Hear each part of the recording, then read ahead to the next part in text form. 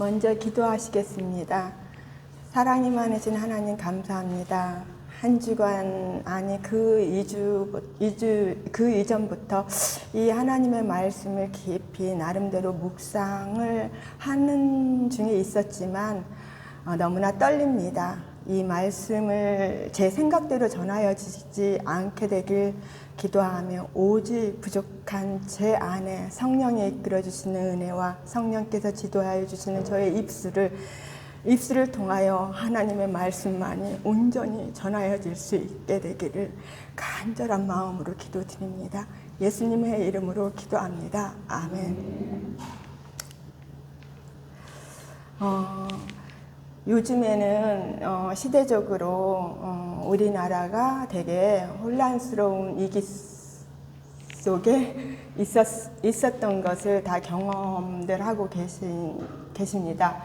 지금은 시대가 너무 혼란스럽고 뭐가 진짜고 뭐가 가짜인지 정말 분별의 초점을 우리가 바로 세워야 할 이 시대 속에 우리가 살아가는 중에 있는 것 같습니다. 영적으로나 세상적으로나 우리의 분별의 초점이 진실이라는 그 초점에 우리가 어떤 기준을 가지고 놓고 살아가야 될지 참 많은 고민과 생각을 하게 되는 한 주간이 되었던 것 같습니다.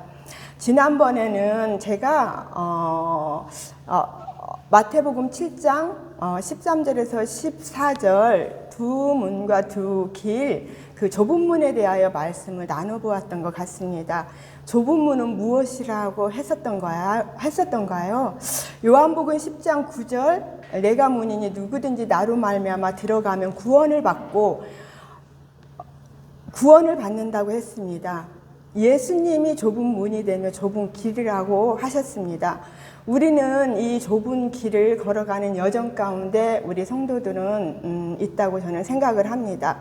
그런데 이 좁은 문은 다시 한번 지난주에 그 말씀을 보충을 해보자면 이 좁은 문은 단회적인 것이고 어쩌면 좁은 길은 지속적으로 우리가 예수 그리스도의 복음을 받아들이고 예수 그리스도를 믿는 믿음으로 우리가 이 현실 속에서 살아가게 될 때 그리스도된 제자들로서 걸어가야 하는 그 삶의 지속적인 삶 가운데 이 좁은 길은 우리가 갈 수밖에 없는 그 여정 가운데 있을 것 같습니다.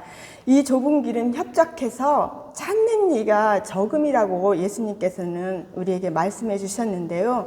이 협착한 길은 어렵고 고통도 있을 것이며 박해와 핍박도 기다리고 있을 것이고 또 우리가 가끔 이유 없이 타인들로부터 끊임없는 고난을 받을 수 있다라는 그러한 의미가 담겨져 있다고 합니다. 지난주에도 질문을 던져보았지만 우리는 이 혼란스러운 이 시기 가운데, 이 시대 가운데 과연 우리가 그리스도인으로서 진리 안에서 복음을 위해서 우리가 좁은 길을 가고 있다고 우리 스스로가 생각하고 있는지 한번 여쭤보고 싶습니다. 오늘은 이제 본문을 시작하겠는데요. 제가 이 좁은 문에 대한 이 말씀에 이어서 거짓 선지자들을 분별해야 할 거라는 우리가 좁은 길을 이제 가고 있지 않습니까? 우리가 이 가는 길이 만만치 않은 그 길이라고 합니다. 예수 그리스도의 복음을 믿는 이 믿음의 길이 순탄치만은 않다고 아까 말씀에서 제가 언급을 해드렸는데요. 그 이유 중에 하나가 거짓 선지자들이 우리의 영혼을 노략질하는 일들이 빈번하게 있다라는 그러한 교훈이 될 것입니다. 먼저 제가 이 말씀 우리 함께 읽어보겠습니다. 마태복음 7장 15절에서 20절까지 우리 다 같이 읽어보시겠습니다. 시작. 거짓 선지자들을 삼가라. 양의 옷을 입고 너희에게 나아오나 속에는 노략질하는 일이라. 그들의 열매도 그들을 알지니 가시나무에서 포도를 또 어떻게 해서 무화과를 따겠느냐. 이와 같이 좋은 나무마다 아름다운 열매를 맺고 못된 나무가 맺나니 좋은 나무가 나쁜 열매를 맺을 수 없고 못된 나무가 아름다운 열매를 맺을 수 없느니라. 아름다운 열매를 맺지 아니하는 나무마다 찍혀 불에 던지느니라. 이러므로 그들을 알지니라. 우리는 사람을 분별한다는 게 현실적으로 참 어려움을 겪을 때가 많이 있습니다. 그래서 우리가 사기도 당하고 제가 잠깐 어느 TV에 보니까 할머님이 개를 그렇게 키우더라고요. 아주 폐가에서 70마리의 개를 키우는데 명문대를 나와서 굉장히 부유하게 살다가 어느 순간에 20년 전부터 그 폐가에서 그 멋진 할머니가 개를 키우면서 가족들은 돌보지를 않고 있더라고요. 그래서 그 원인이 무엇일까 심리적으로 그 부분을 들어가 보니까 많은 사기를 당했다고 합니다. 많은 사람들한테 그 많은 돈을 빌려달라고 그러면 마음이 약해서 우리 어느 전도사님처럼 빌려주고 또 빌려주고 근데 받지를 못해서 매번 사기를 당하다가 너무 이 상실감에 우울증까지 빠져 있으니까 가족들이 강아지 반려견 한 마리를 사서 선물을 해줬다고 합니다. 근데 그 반려견이 너무너무 위로가 되더라는 거예요. 그 위로가 되다가 보니까 사람들은 나를 모두가 이렇게 사기를 치고 자기를 괴롭히지만 이 말 못한 강아지는 기쁨만 주더라 이것입니다.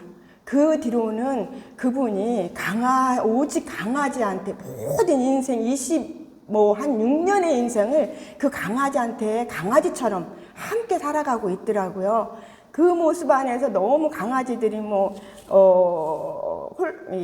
환경이 좋지 않지 않습니까? 그러니까 동물병원에서 입양을 시켜야 된다. 이 상황 속에서는 이 강아지 많은 70마리를 키울 수가 없다. 그래서 2마리를 입양시키려고 와서 가지고 가려고 하는데 이 할머니가 엉엉 우는 겁니다.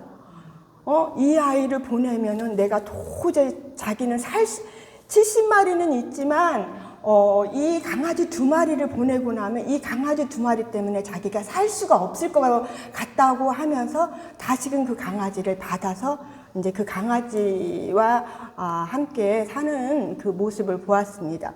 이처럼 우리가 세상 속에 살아가면서 분별력을 갖기란 매우 쉽지가 않다라는 뜻입니다.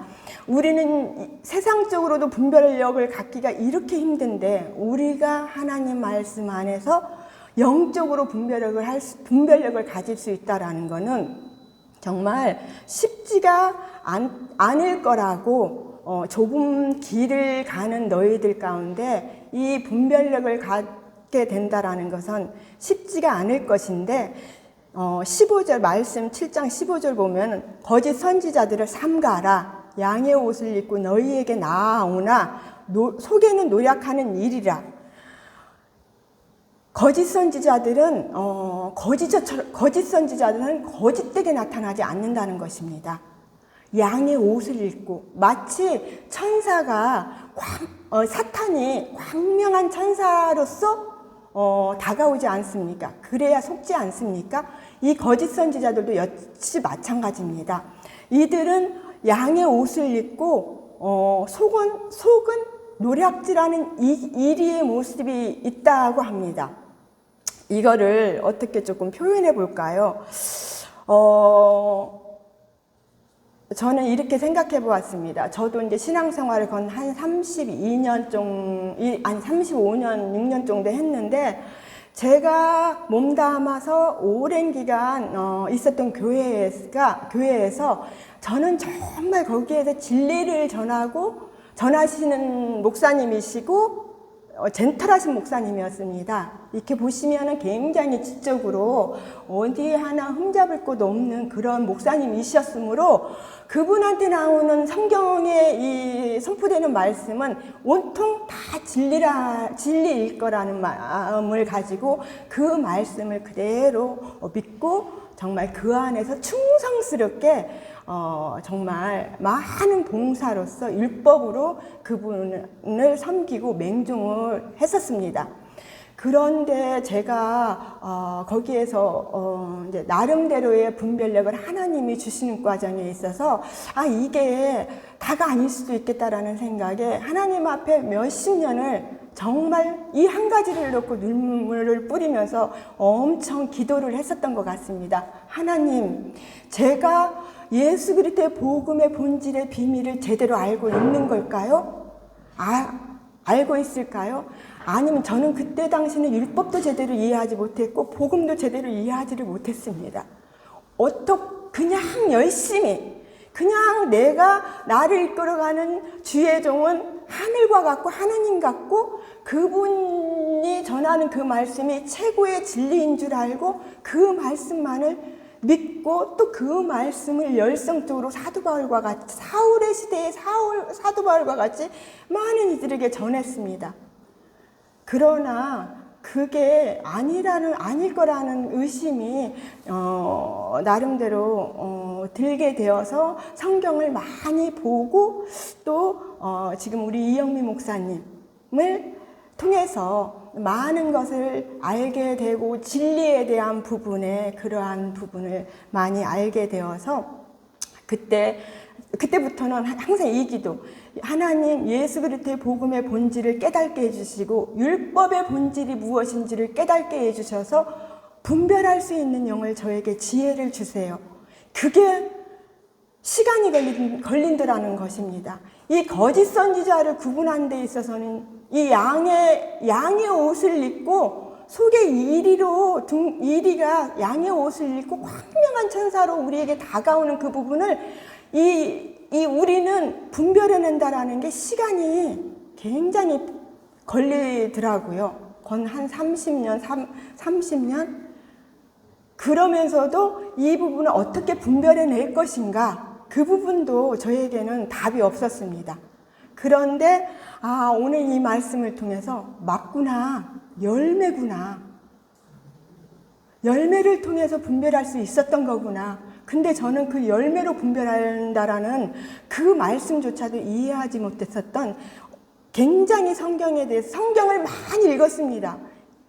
1년에 2도까지 할 정도로 많은 성경을 읽었으나 정작 거짓 선지자들을 분별해내는 그 열매가 있다라는 그 핵심적인 부분조차도 알지 못했었던 그 어리석은 나 자신을 제가 이 말씀을 이제 보면서 깨닫게 되었던 것 같습니다. 그런데 이 거짓 선지자들은 어떻게 우리에게 다가옵니까? 지금은 이 말씀을 전할 때는 예수님께서는 거짓 선지자들을 삼가라, 조심하라. 그러나 지금은 이 거짓 선지자들을 우리가 어떻게 표현을 해보자면 명문 신학대를 나오고 신학 박사 학위를 받은 목사님들도 있을 거고 전도사님들도 있을 거고 또 우리들 가운데 말씀을 전하기를 열정을 가지고 전하기를 원하는 성도들도 있을 것입니다. 그들이 그 화려한 그러한 조건이 어찌 보면은 양의 옷으로 대처를 해서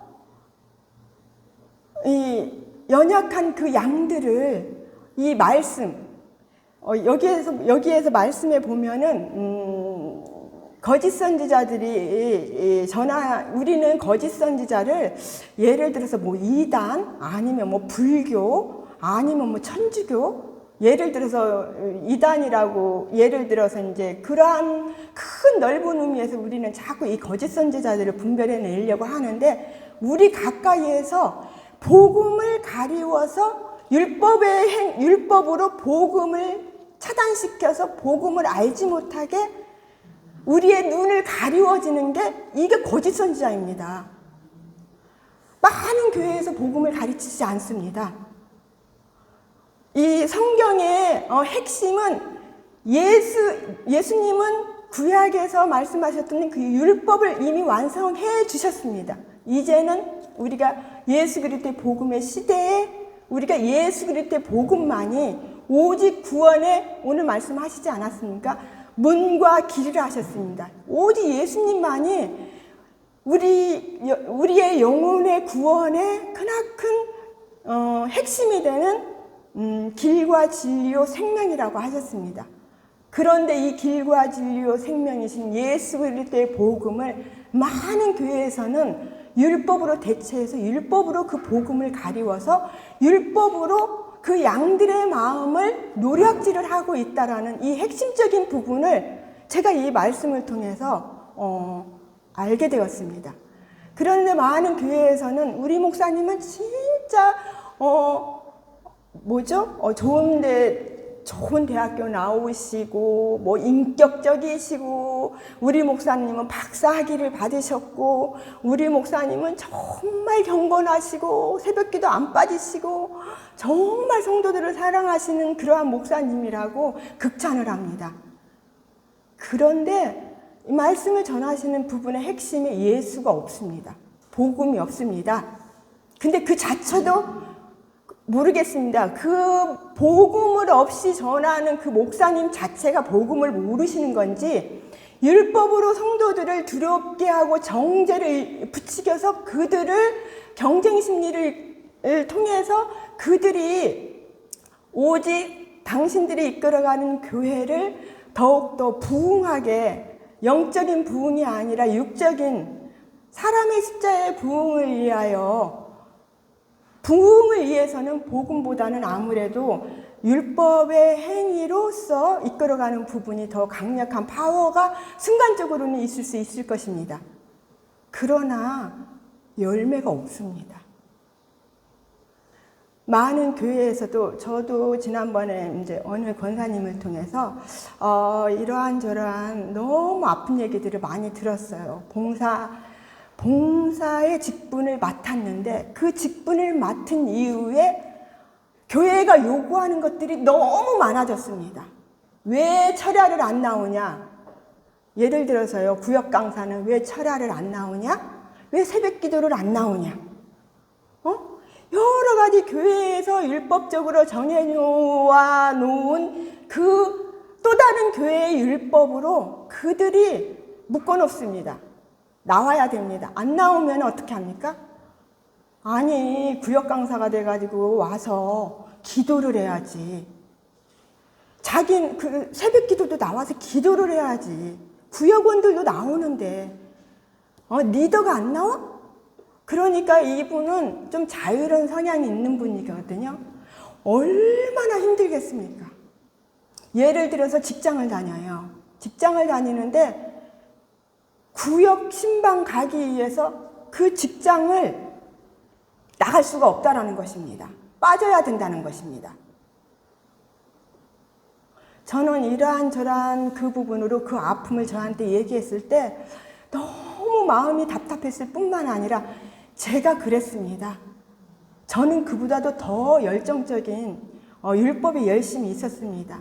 심지어 저는 저희 큰아들 아들 3-4살이 뭡니까? 그 아이를 저희 장로님은 새벽 시간에 차량 운행을 했습니다. 새벽기도 차량 운행을 했습니다. 그러니까 당연히 새벽기도에 가야 됩니다. 근데 우리 아이를 재워놓고 저도 새벽기도를 가야 된다는 강박증에 시달려가지고 저희 아들을 재워놓고 잘 것 같습니다. 그래가지고 그 순간에 저도 새벽기도로 갔습니다.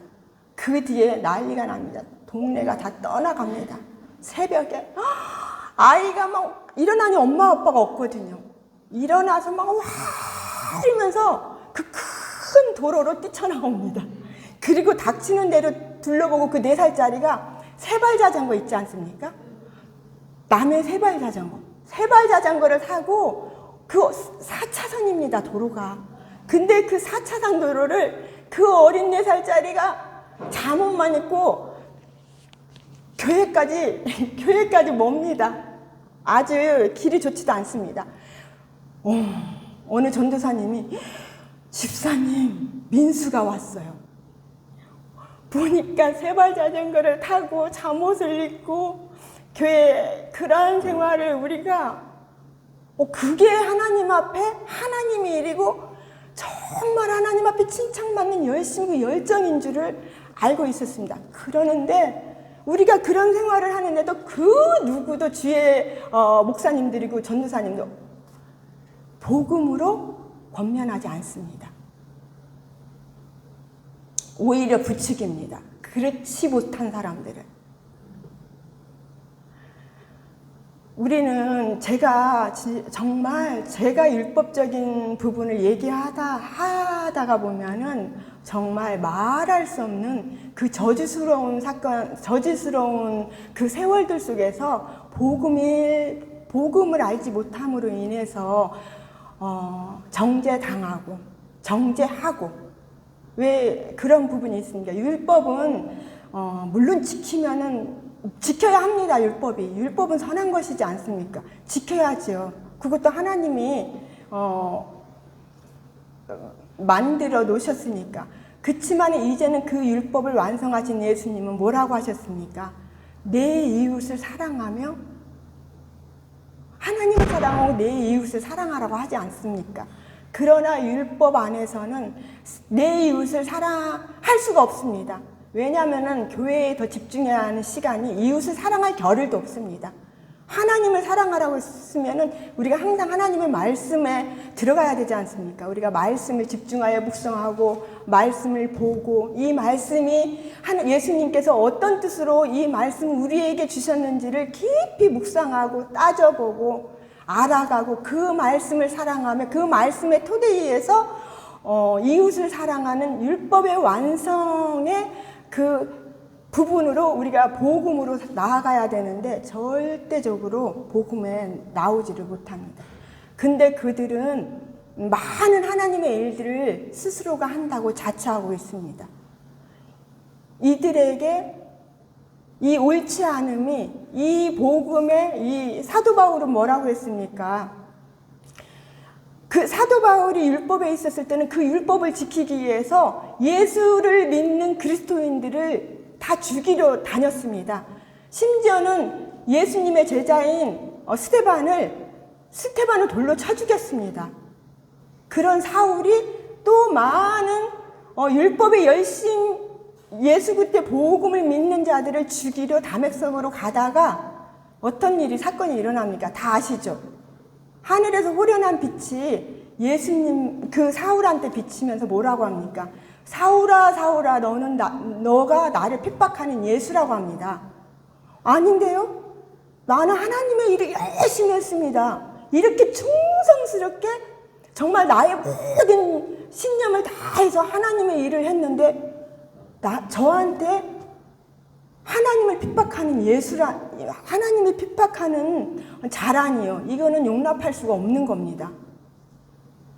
우리 역시도 그렇습니다. 우리는 무엇을 놓고 어떤 분별력에 초점을 가지고 우리가 말씀을 전하고 전도를 하고 하나님의 일을 한다고 우리가 스스로 생각하고 있는지를 한번 우리가 생각해 볼 필요가 있어서 제가 오늘 이 말씀을 준비해 보았습니다.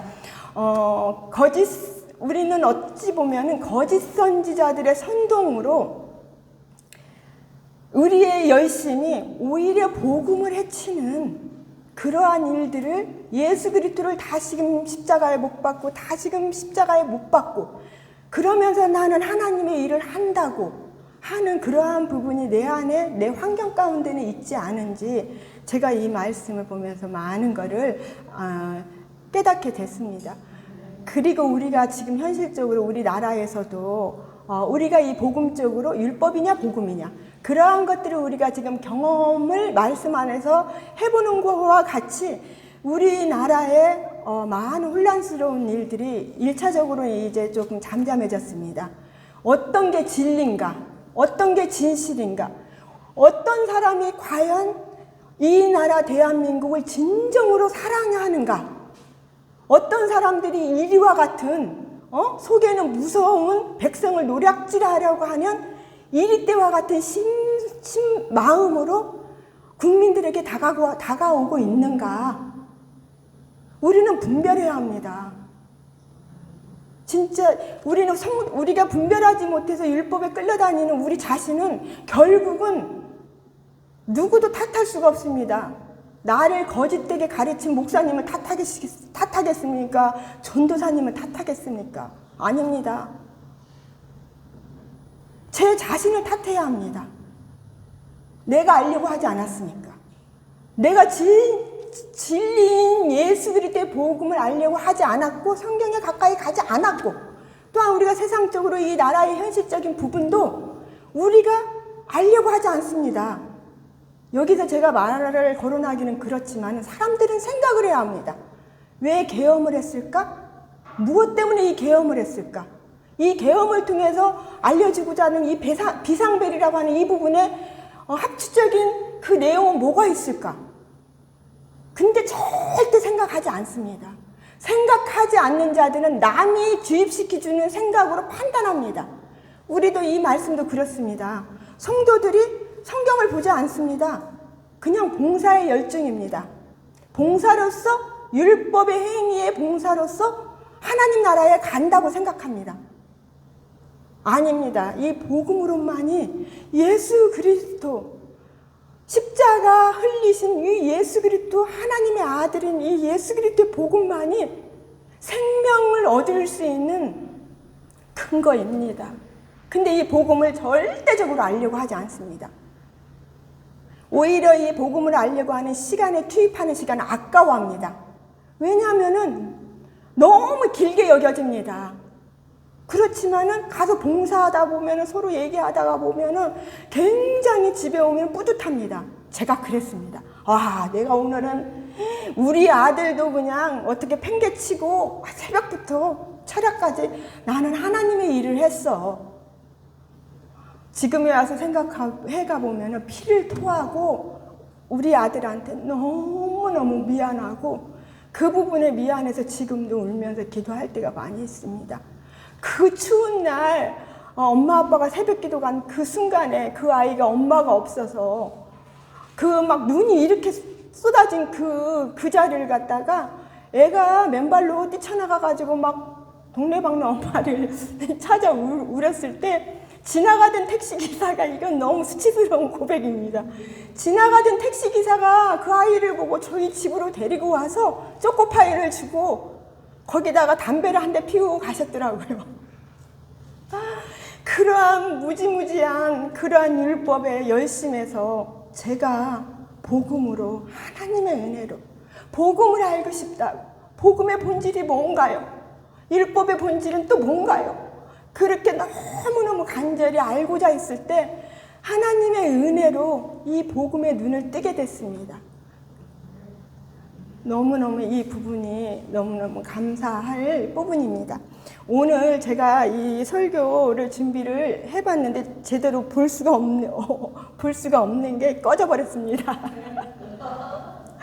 근데 우리는 너무나 외적인 모습에 우리가 판단하지 않았으면 좋겠습니다. 응?